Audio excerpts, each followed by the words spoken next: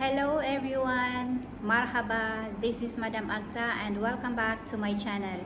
Sa ngayon po, meron akong ituturo sa inyong kakaiba. 2 weeks ago, nag-umpisa tayo sa ating live stream magturo ng basic Arabic words. So, gagawin ko po itong content at panoorin nyo po, lalo na sa mga may balak mag-abroad papunta dito sa Middle East. Malaking tulong po ito. At sa mga nandito rin sa Middle East na mga kababayan natin na matagal na rito pero hindi pa rin marunong magsalita ng Arabic, matututo din po kayo dito. Sa ngayon po, ituturo ko ay Arabic alphabet at magdadagdag ako ng few words. Panoorin po natin at aralin.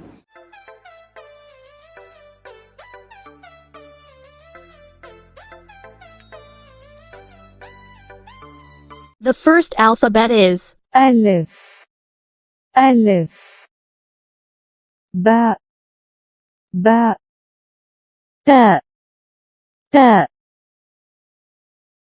ثاء ثاء جيم جيم حاء حاء خاء خاء دال دال ذال ذال راء راء زين زين سين سين شين شين صاد صاد ضاد ضاد عين عين غين غين فاء فاء قاف قاف كاف كاف لام لام ميم ميم نون نون هاء هاء ياء ياء.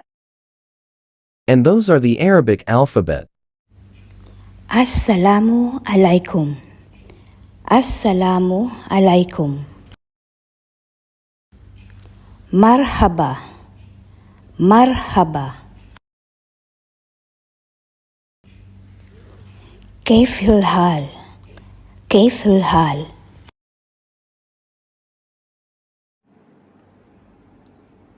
So, ayan po ang ating Arabic alphabet at nagbigay po tayo ng 3 words muna ngayon. Ang pagbati sa salitang Arabic or greetings in Arabic words.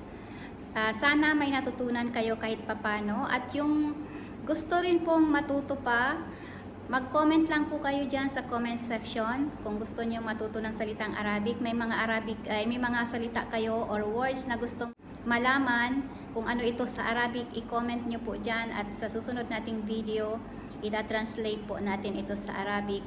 Malalaman nyo po kung paano itong i-pronounce at kung ano ang ibig sabihin nito. So maraming salamat po sa lahat ng mga nanood. Thank you so much and may God bless. See you again on my next video. Assalamu alaikum wa rahmatullahi wa barakatuh. You all so much for watching. Make sure to like, share, and subscribe.